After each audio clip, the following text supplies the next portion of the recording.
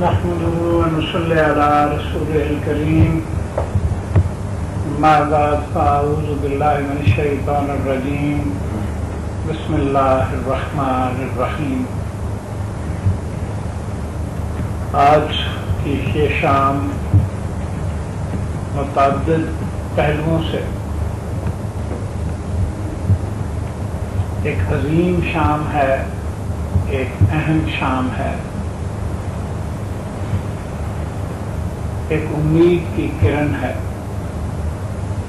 اور متعدد پہلوؤں سے اللہ نہ کرے وہ سفر تنزل، وہ خود فریبی، وہ خدا فریبی، وہ جہاں فریبی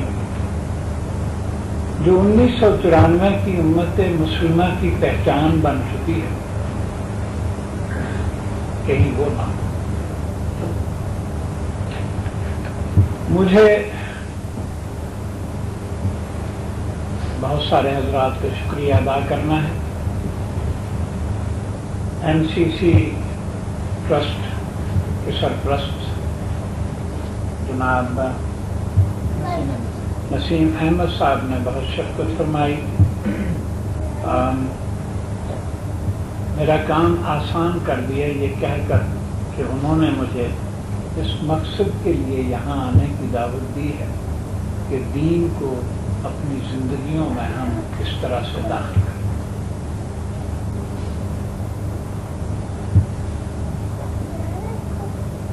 آپ نے دیکھا ہوگا، محسوس کیا ہوگا کہ میں بجھا بجھا سا تھا، بجھا بجھا سا ہوں۔ آخر کیوں؟ مجھے تو خوش ہونا چاہیے تھا کہ میرے اللہ پاک نے مجھے ڈھیر سارے انسان عطا فرمائے، نوجوان عطا فرمائے، وہ بچیاں عطا فرمائیں جو قرآن و سنت کی پکار پر لبیک کہتے ہوئے آج یہاں پہنچے۔ مجھے تو احسان مند ہونا ہے کہ میرے رب نے مجھے اس آزمائش میں نہیں ڈالا کہ میں ویرانوں میں، ریگستانوں میں، جنگلوں میں، ریت کے ذرات سے، کھنڈرات سے، درختوں سے خطاب کرتا ہوں۔ مجھے تو میرے رب نے احسان دی ہے، اور ڈھیر ساری چیزیں اس پر بہت شکر واجب آتا ہے۔ پھر میں بجھا بجھا سا کیوں؟ میری کیفیت بڑی عجیب ہے، بالکل اسی طرح سے جسے اپنے ہی اہل خانہ، جسے اپنی ہی قوم زنجیروں سے جکڑ دے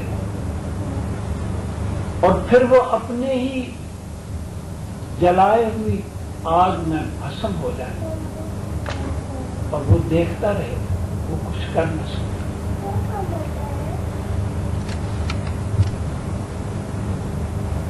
زبان یار من ترکی بمن ترکی نمی دان، کہ مجھے جن سے خطاب کرنا ہے ان کی زبان تو ترکی ہے اور مجھے ترکی آتی ہے۔ یہ بات کیسے ہوگی؟ کمیونیکیشن کیا ہوگا؟ میں کس کو پیغام دوں؟ کیا پیغام دوں؟ میری پہچان بریلوی ہونا تو نہیں، میری پہچان دیوبندی ہونا تو نہیں، میری پہچان اہل حدیث ہونا تو نہیں، میری پہچان کوئی فرقہ تو نہیں،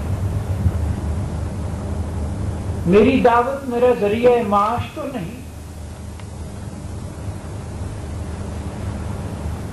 نہ میں اس پر پلتا ہوں، نہ تحریک فہم القرآن اس پر پلتی ہے۔ پھر میں کس کے من کی بات کہوں کہ اس کے چہرے پر نکھار آ جائے؟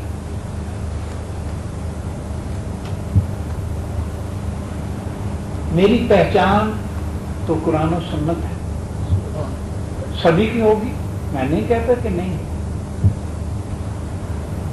الزامات سے مسائل حل نہیں ہوا کرتے، اور طوطے کی طرح رٹی رٹائی ایک دوسرے کے خلاف جو کم از کم پاکستان میں 47 سال سے جاری تقاریر ہے، ان کے الفاظ کو بدل بدل کر بیان کرنے سے ہدایت کی راہیں تو نہیں کھلا.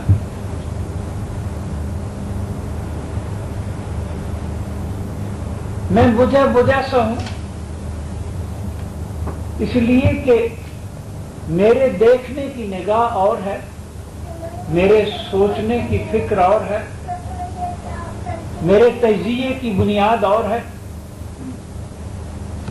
میرے اللہ نے مجھے فریب سے نکال لیا ہے. میرا قرآن تو مجھے بتاتا ہے کہ میرے رب کہہ رہے ہیں وَقَانَ حَقًّا عَلَيْنَا نَصْرُ الْمُؤْمِنِينَ. رب کہہ رہے ہیں کہ میں نے اپنے ذمہ لے لیا ہے مومنین کی فتح و نصرت. لگا نا جھٹکا؟ کہاں ہے نصرت؟ آپ کو کہیں نظر آئی؟ مجھے کہیں نظر نہیں آئی. مجھے تو یہ امت مٹتی ہوئی، اجڑتی ہوئی، لٹتی ہوئی، ذلیل ہوتی ہوئی، تباہ ہوتی ہوئی نظر آئی. بات شاید وہ رخ لے جو آپ گوارا نہ کر سکیں. آئیے میں ایک خاص واقعے کے حوالے سے آپ سے پوچھتا ہوں کہ کیا یہی اللہ کی نصرت ہے کہ جس طرح کسی بد نصیب تھانے میں کوئی ظالم مار مار کر تھک جاتا ہے تو وہ پیچھے ہٹ کے دوسرے کو دعوت دیتا ہے کہ ذرا تم طبیعت صاف کروا دو. اس سے بڑی بھی کوئی ذلیل قوم ہوگی جس کا پی سے دل بھر جاتا ہے. تو مسلم لیگ کا عشق عود کرنے لگتا ہے، اور جب مسلم لیگ کے عشق سے دل بھر جاتا ہے تو پی کا غم اسے کھانے لگتا ہے.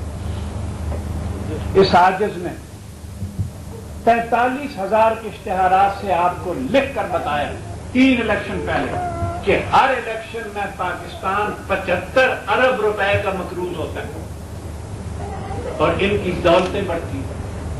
3 حکومتیں بدل چکی ہیں، کوئی مجھ پر مقدمہ نہیں چلائیے. یہ جانتے ہیں کہ میرے رب مجھ سے حق بیان کرتا. میں کس طرح سے خوش ہو سکتا ہوں؟ میں کس طرح سے آپ کو نبی کریم صلی اللہ علیہ وسلم کا پیغام دے سکتا ہوں؟ میرے رسول تو کہہ رہے ہیں جسے میری سنت عزیز نہیں اس کا مجھ سے کوئی تعلق. کہاں ہے حضور کی سنت؟ کہیں آپ نے دیکھی؟ میں نے تو نہیں دیکھی. کیا یہ قتل و غارت حضور کی سنت ہے؟ کیا یہ تفرقہ بازی حضور کی سنت ہے کہ جب قتل کرنے پر آؤ تو پھر تمہاری بنیادی اختلافات، اور جب منافقت پر آؤ تو ہاتھوں میں ہاتھ ڈال کر کہو گے فروئی اختلاف ہیں، صاحب ہم ایک ہیں، خدا ایک، رسول ایک، قرآن ایک. سب جھوٹ، کٹن جھوٹ.